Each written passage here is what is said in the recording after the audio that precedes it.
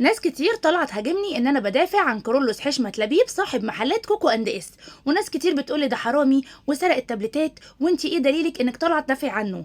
فيديوهات كتير ظهرت اثناء استلامه ال 1100 تابلت اللي هو اصلا متهم بسرقتهم من وزارة التربية والتعليم. جانب تابلت 10 بوصة. تمام. ادي بيت خط وكارت ميموري. تمام. سامسونج مع الشاشة. كذا فيديو تاني ظهر للراجل اللي سلمه التابلتات ووقت معاينة التابلتات.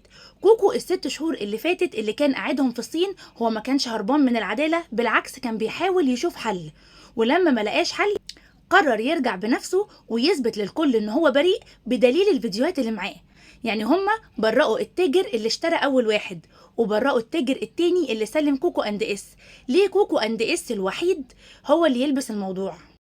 بعد كل اللي سمعتوه ده تفتكروا كوكو اند اس فعلا مظلوم ولا برضو مصممين ان هو سرق التابلتات؟ هستنى رايكم في الكومنتات.